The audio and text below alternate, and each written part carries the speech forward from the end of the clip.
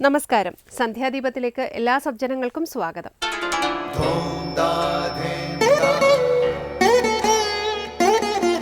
ശുഭം ഭവതു കല്യാണമായുസാരോഗ്യവർദ്ധനം സർവദുഃഖ വിനാശായ സന്ധ്യാദീപം നമോസ്തുതേ. നാമം ജപായനം പുണ്യം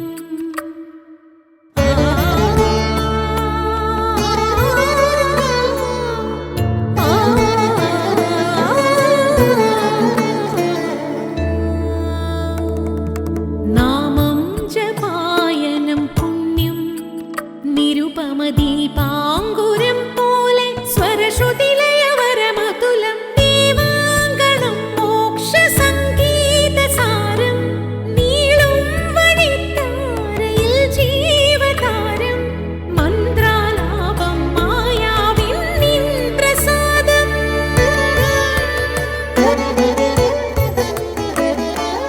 ഇരുൾ നീങ്ങിയുണരുന്ന തെളിനാളദീപം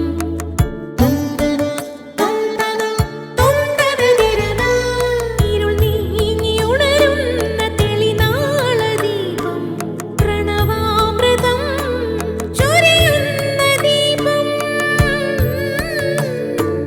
ദീപം ദീപം ദീപം ദീപം സന്ധ്യാദീപം.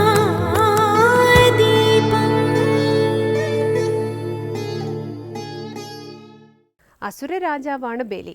എന്നിട്ടും അദ്ദേഹത്തെ മഹാത്മാവ് എന്ന് വിളിക്കുന്നു. ഭാഗവതത്തിൽ 9 വിധത്തിലുള്ള ഭക്തിയെക്കുറിച്ച് പറയുന്നുണ്ട്. ശ്രവണം, കീർത്തനം, സ്മരണം, പാദസേവനം, അർച്ചനം, വന്ദനം, ദാസ്യം, സഖ്യം, ആത്മനിവേദനം എന്നിവയാണ് 9 വിധ ഭക്തി. ഭക്തിയുടെ പരമമായ അന്ത്യം ആത്മനിവേദനമാണ്. ഈ ആത്മനിവേദനമാണ് ബലിയുടെ ഭക്തി സ്വരൂപം. ആത്മനിവേദനത്തിലൂടെയാണ് ബലി ഭഗവാനെ പ്രാപിച്ചത്. ആത്മസമർപ്പണമാണ് അസുര രാജാവായ അദ്ദേഹത്തെ മഹാത്മാവ് എന്ന് വിശേഷിപ്പിച്ചതും. ത്രിലോക വിജയിയായ ബലി അശ്വമേധം നടക്കുന്ന യജ്ഞശാലയിൽ വെച്ച് തൻ്റെ സർവസ്വവും ഭഗവാന് മുന്നിൽ ആത്മസമർപ്പണം നടത്തുന്നു. ബലിയുടെ യാഗത്തിൽ സംതൃപ്തനായ ഭഗവാൻ വാമനൻ ഭക്തന്റെ അരികിലേക്കെത്തുന്നു. യജ്ഞശാലയിലെത്തിയ ഭഗവാൻ വാമനനെ ഭക്ത്യാദരപൂർവമാണ് ബലി സ്വീകരിക്കുന്നത്. വാമനമൂർത്തിയുടെ പാദം കഴുകി ആ തീർത്ഥം സ്വന്തം ശിരസിൽ അണിയുന്നു. ഭക്തോത്തമനായ പ്രഹ്ലാദന്റെ വംശത്തിൽ ജനിച്ചതുകൊണ്ടാണോ അതോ യാഗങ്ങൾ നടത്തിയതുകൊണ്ടാണോ ശ്രീ പരമേശ്വരൻ പോലും ശിരസിലേറ്റുന്ന ഭഗവാന്റെ പാദോദകം ബലിക്ക് ലഭിച്ചു. തുടർന്ന് നമുക്ക് പ്രചോദനമേകുന്ന ഗുരുവചനം കേൾക്കാം. കഴിഞ്ഞതു കഴിഞ്ഞു, പശ്ചാത്താപം പാടില്ല. കഴിഞ്ഞ കാര്യങ്ങളെക്കുറിച്ച് വ്യാകുലപ്പെടരുത്. ഫലം വന്നേ തീരൂ, അതിനെ നേരിടുക. എന്നാൽ അതേ സംഗതി വീണ്ടും ചെയ്യാതിരിക്കാൻ ശ്രമിക്കണം. സ്വാമി വിവേകാനന്ദൻ. ഇനി ശ്രീ ശങ്കരാചാര്യ രചിച്ച ശിവാനന്ദലഹരിയിലെ ശ്ലോകം ശ്രീ കാവാലം ശ്രീകുമാർ ആലപിക്കുന്നത് കേൾക്കാം.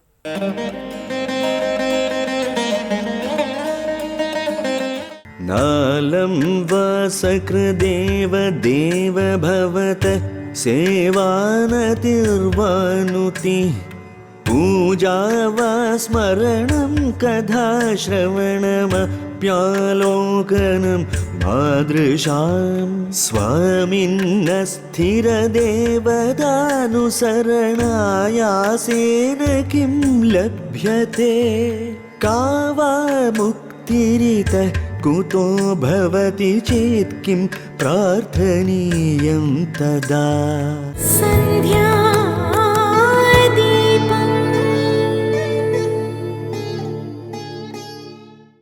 അടുത്തതായി ശാങ്കരകൃതികളെ വ്യാഖ്യാനിക്കുന്ന ശങ്കര സ്തോത്രാമൃതം. വ്യത്യസ്ത ദേവതകളെ പൂജിക്കാം, പക്ഷേ അതിലൂടെ ലഭിക്കുന്ന ഫലം അത്യല്പമാണ്. എന്നാൽ സർവേശ്വര ഉപാസനയിലൂടെ ലഭിക്കുന്നതാകട്ടെ പരമമായ മോക്ഷഫലമാണ്. അല്പബുദ്ധികളോടുകൂടിയ വിഭിന്ന ദേവതോപാസകന്മാർക്ക് ലഭിക്കുന്ന ഫലങ്ങൾ താൽക്കാലികമാണെന്ന് ഭഗവത്ഗീതയും പറയുന്നു. താൻ ഉപാസിക്കുന്ന ദേവതയിൽ പരമാത്മഭാവം ഉണ്ടാകണമെന്ന് വിവരിക്കുന്ന ശിവാനന്ദലഹരിയിലെ ശ്ലോകമാണ് ഇന്ന് ശങ്കര സ്തോത്രാമൃതത്തിൽ സ്വാമി ചിദാനന്ദപുരി വ്യാഖ്യാനിക്കുന്നത്.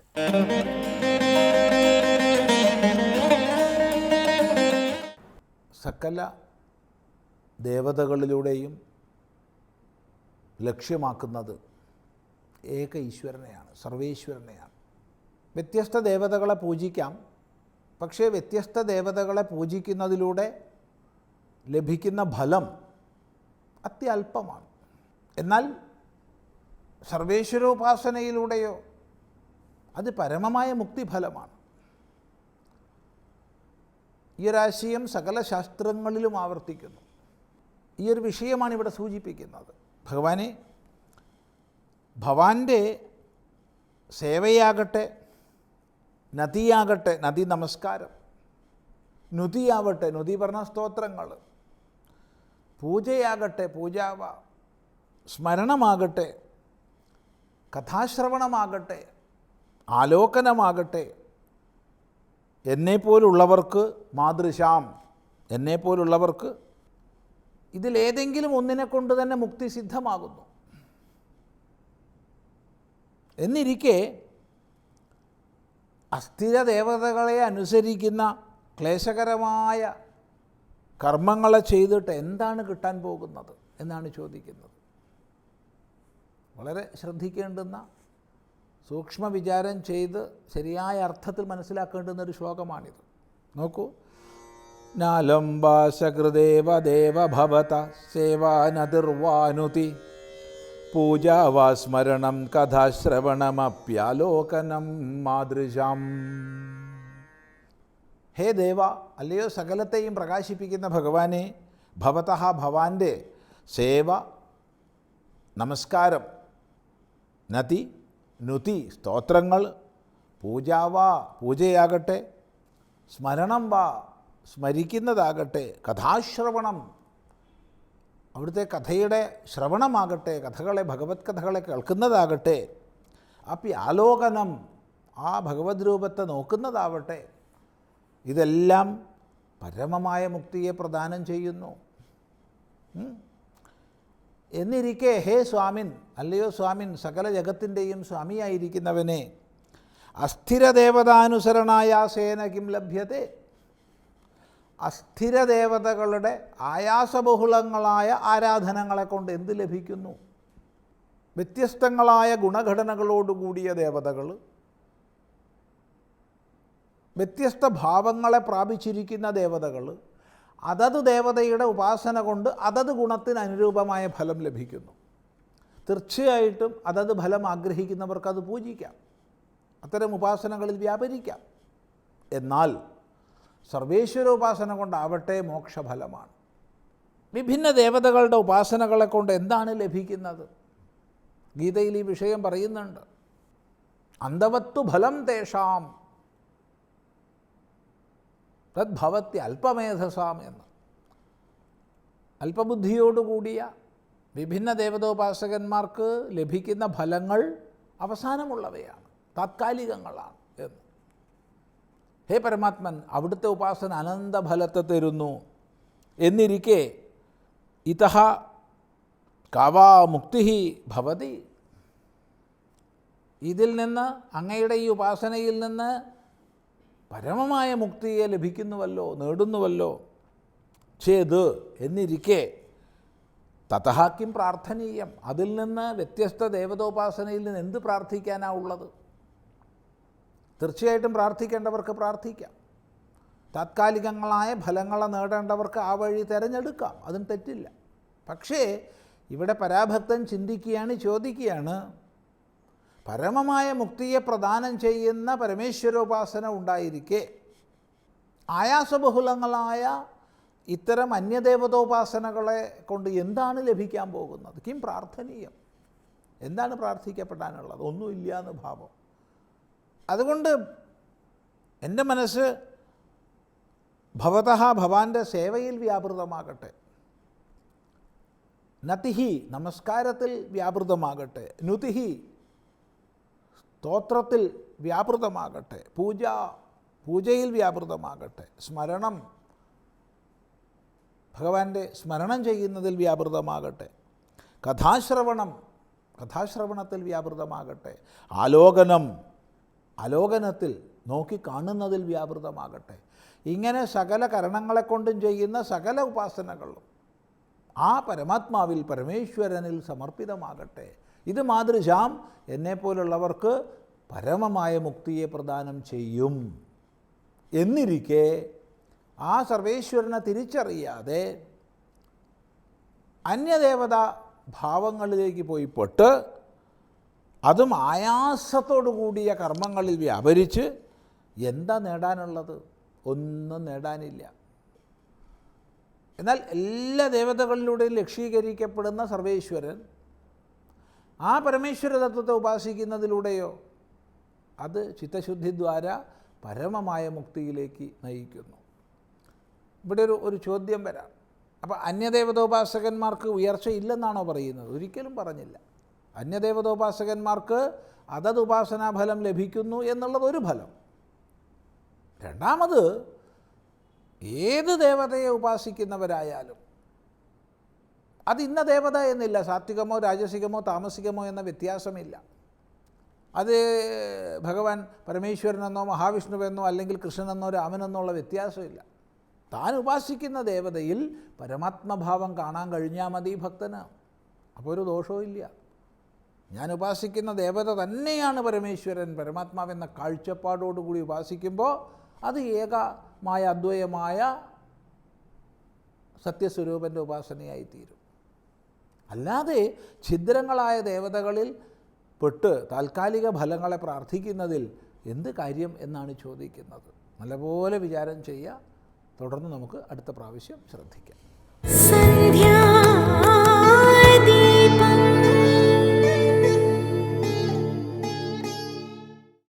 ഇനി മോക്ഷപ്രദായകമായ ക്ഷേത്ര ചൈതന്യ രഹസ്യത്തെ വെളിപ്പെടുത്തുന്നു ക്ഷേത്രങ്ങൾ സാധനാ കേന്ദ്രങ്ങൾ എന്ന പങ്ക്തിയിലൂടെ.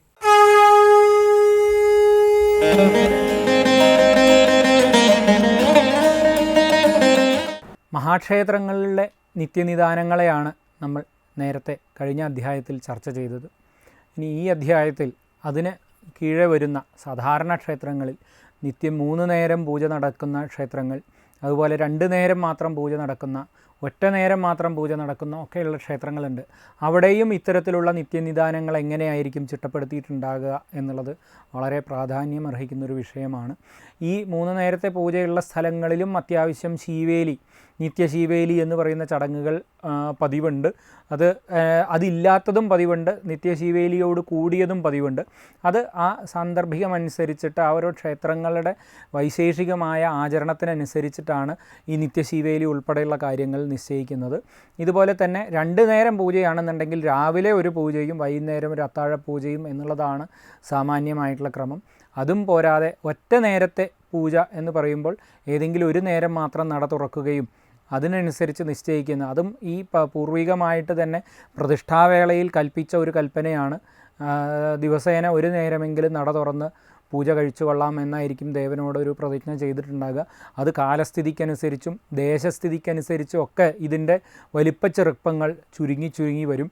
ഇനി ഇതും പോരാതെ പല സ്ഥലങ്ങളിലും മാസത്തിലൊരിക്കൽ മാത്രം സംക്രമത്തിന് മാത്രം തുറക്കുന്ന ക്ഷേത്രങ്ങൾ, 1-ാം തീയതി മാത്രം തുറക്കുന്ന ക്ഷേത്രങ്ങൾ, അങ്ങനെ ഒരു നിശ്ചിത പരികൽപ്പനകളോടുകൂടി ഈ ക്ഷേത്രത്തിലെ നിത്യനിദാനങ്ങൾ നിശ്ചയിക്കുന്ന പല ക്ഷേത്രങ്ങളും നമ്മൾ കണ്ടിട്ടുണ്ട്.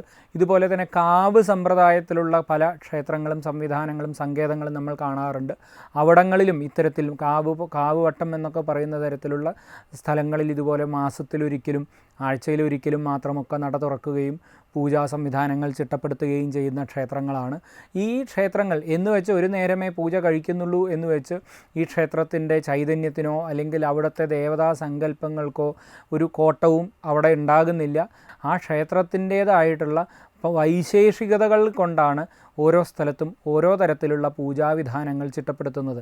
അതിപ്പോൾ കാവ് ക്ഷേത്രമാണെന്നുണ്ടെങ്കിൽ ഒരു കാവ് സമ്പ്രദായത്തിലുള്ള ദേവാലയങ്ങളിൽ ഇത്തരത്തിൽ നിശ്ചയിക്കുന്നത് അവിടുത്തെ വൈവിധ്യമാണ്. ആ ക്ഷേത്രങ്ങളിൽ അതങ്ങനെ ആവശ്യമുള്ളൂ. ചില സ്ഥലങ്ങളിൽ അത്രയേ ആവശ്യമുള്ളൂ. ഒരു കാവ് സമ്പ്രദായത്തിലുള്ള മാസത്തിലൊരിക്കൽ മാത്രം തുറക്കുന്നൊരു ക്ഷേത്രത്തെ 4 നേരമോ 5 നേരമോ ഉള്ള ഒരു പൂജയോടുകൂടിയുള്ള ഒരു സംവിധാനമാക്കി മാറ്റുമ്പോൾ അവിടുത്തെ ഒരു ഘടനാവിശേഷത്തിന് കൂടി ഒരു മാറ്റം വരികയാണ് എന്നുള്ളത് കൂടി ഇതിനോടൊപ്പം മനസ്സിലാക്കേണ്ടതുണ്ട്. അവസാനമായി ദീപാരാധനയാണ്. ക്ഷേത്ര സന്നിധിയിലെത്തി അവിടുത്തെ പൂജാവിശേഷങ്ങളും ക്ഷേത്ര ചരിത്രവും മനസ്സിലാക്കി ദീപാരാധന തൊഴുതു മടങ്ങാം. എല്ലാവർക്കും നമസ്കാരം.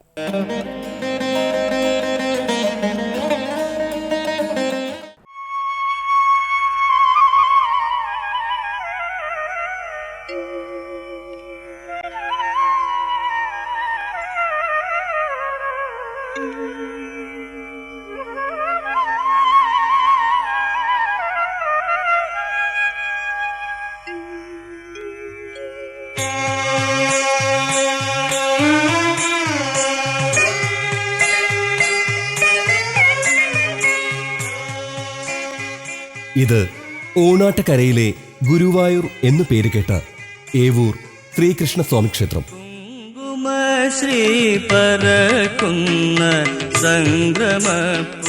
ഏവൂർ ശ്രീകൃഷ്ണസ്വാമി ക്ഷേത്രം ആലപ്പുഴ ജില്ലയിലെ ഹരിപ്പാടിനടുത്ത് ചേപ്പാട് എന്ന സ്ഥലത്ത് സ്ഥിതി ചെയ്യുന്നു.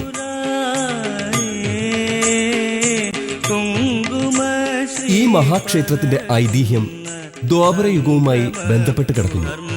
സംരക്ഷണമൊന്നേ ധർമ്മമായി ഭജിപ്പോനെ കർമ്മപാശ കുരുക്കുകൾ അഴിക്കുപോനെ കുങ്കുമശ്രീ പരക്കുന്ന സംക്രമപ്പൂമ്പുലരിൽ സങ്കടങ്ങൾ യുഗങ്ങൾക്കപ്പുറത്തെ ചരിത്ര സ്മൃതികളാൽ നിറഞ്ഞു കിടക്കുന്നത് കൊണ്ടായിരിക്കാം ഏവൂരിന്റെ മണ്ണിലേക്ക് സ്പർശിക്കുമ്പോൾ ഓരോ ഭക്തന്റെയും മനസ്സിൽ ജന്മജന്മാന്തരങ്ങൾക്കപ്പുറത്തെവിടെയോ ഒരു ഉൾവിളി പോലെ യുഗാന്തരങ്ങളോളം നിറഞ്ഞു നിൽക്കുന്ന ഭഗവാന്റെ കാരുണ്യ സ്പർശമുണ്ടാകുന്നത്.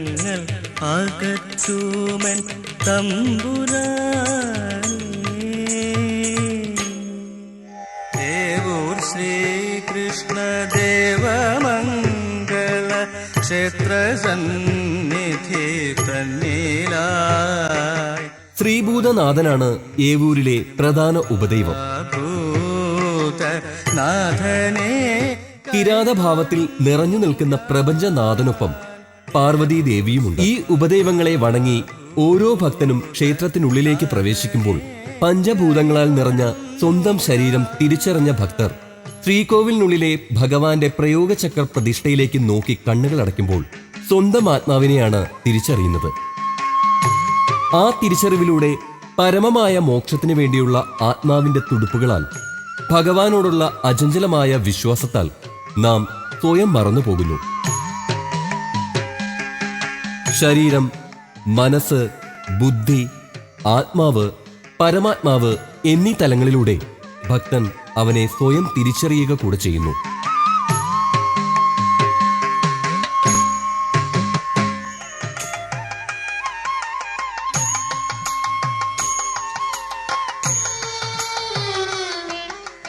സർവകലാ വല്ലഭനായ ഭഗവാന്റെ കാലഘട്ടത്തിൽ നിർമ്മിക്കപ്പെട്ട ഏവൂർ ക്ഷേത്രത്തിലെ ആചാരാനുഷ്ഠാനങ്ങൾ ഭക്തിയിൽ മാത്രമല്ല, മറിച്ച് കലയിലും സംഗീതത്തിലും ആത്മജ്ഞാനത്തിന്റെ സങ്കേതങ്ങളായും നിലനിൽക്കുന്നു.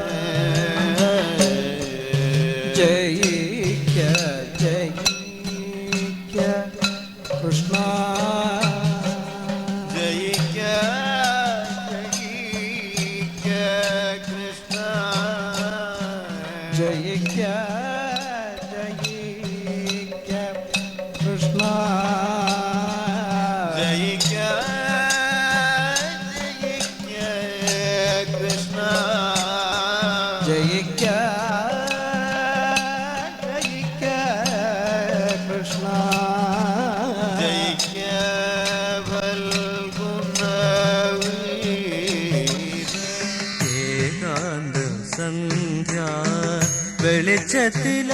കർക്കിടക സംക്രമത്തിലെ വള്ളംകളി ഏവൂർ ക്ഷേത്രത്തിന്റെ ആചാര അനുഷ്ഠാനങ്ങളിൽ വളരെ വ്യത്യസ്തമായ ഒരു കാഴ്ചയാണ്.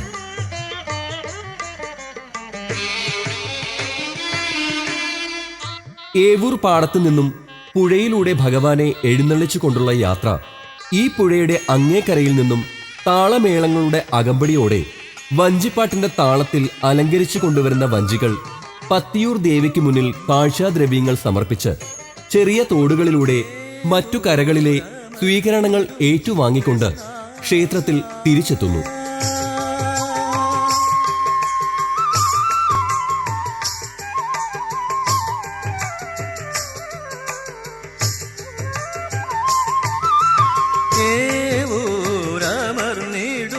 കർക്കിടക മഴയിൽ പാടങ്ങൾ ഒലിച്ചു പോകാതെ വരാൻ പോകുന്ന കൊയ്ത്തുത്സവങ്ങൾക്കും പൊന്നിൻ ചിങ്ങ പുലരികൾക്കും ഭഗവാന്റെ കാരുണ്യ പ്രവാഹത്തിൽ ഏവൂരിന്റെ മണ്ണ് ഇങ്ങനെ എത്രയോ ഋതുസംക്രമണങ്ങളിൽ വഞ്ചിപ്പാട്ടിന്റെ ഈണങ്ങളിൽ നിറഞ്ഞു നിന്നിട്ടുണ്ടാവാം.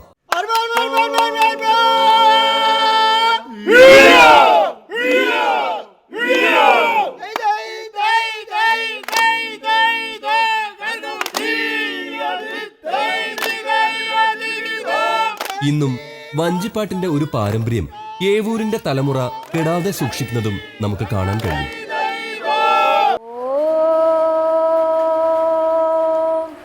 പാർത്ഥായ പ്രതിബോധിതാം ഭഗവതാ നാരായണേന സ്വയം വ്യാസേന ഗ്രഥിതാം പുരാണമുനിനാം മധ്യേ മഹാഭാരതം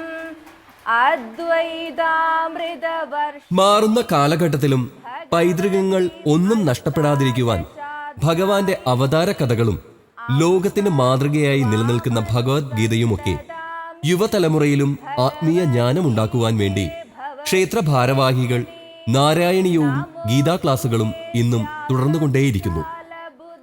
100-ൽ പരം വർഷങ്ങളായി ശ്രീ മഹാഭാഗവത സപ്താഹയജ്ഞവും നടത്തിവരുന്നു. ഭാരത തൈലപൂർണ പ്രജ്വാലിതോ ജ്ഞാനമയ പ്രദീപാം പ്രപന്ന പാരിജാതായ സ്തോത്രവേത്രൈകപാണയേ ജ്ഞാനമുദ്രായ കൃഷ്ണായ ഗീതാമൃതദുഹേ നമഃ. ക്ഷേത്രത്തിന്റെ ബലിക്കൽ പുരയിൽ രാമായണ കഥയും കിരാതൻ കഥയും നമസ്കാര മണ്ഡപത്തിൽ ഭാഗവത കഥയും ദാരുശില്പരൂപത്തിൽ ആലേഖനം ചെയ്യപ്പെട്ടിരിക്കുന്നു.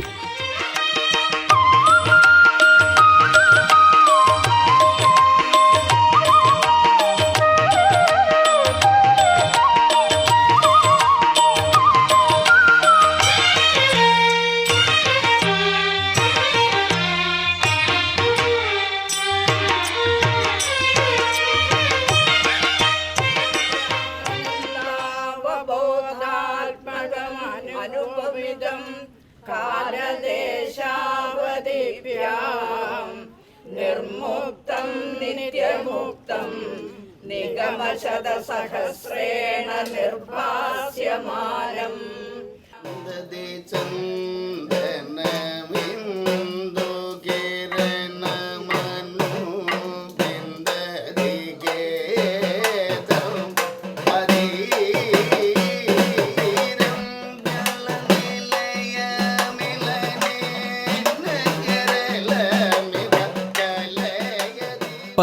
പറഞ്ഞാലും തീരാത്ത കഥകൾ കൊണ്ട് ഏവൂർ നിവാസികൾ നമ്മളെ യുഗങ്ങൾക്കപ്പുറത്തേക്ക് യാത്ര ചെയ്യിക്കുമ്പോൾ ഒടുവിൽ തിരിച്ചു വരാൻ കഴിയാത്ത വിധം നമ്മളൊരു വൃന്ദാവനത്തിലകപ്പെട്ട് ഭഗവാന്റെ മുരളീനാദത്തിൽ അലിഞ്ഞു ചേർന്ന് ദ്വാപര നിലാവിൽ പരമാനന്ദത്തിൽ ലയിക്കുമ്പോൾ ഈ ജന്മത്തിലെ കർമ്മങ്ങളിലേക്ക് കലികാലം നമ്മളെ മുട്ടിവിളിക്കുന്നു.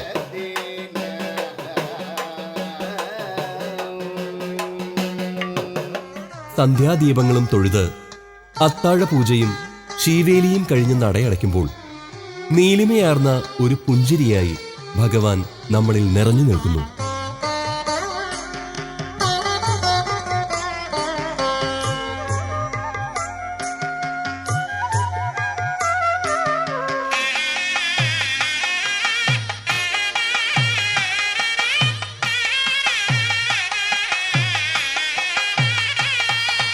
ചെറുവിരൽ തുമ്പിനാൽ പണ്ടുമേ ഗോവർദ്ധനഗിരി പൊക്കിയില്ലേ കണ്ണായ ഊരിൽ വാഴുന്ന ഭഗവാനേ.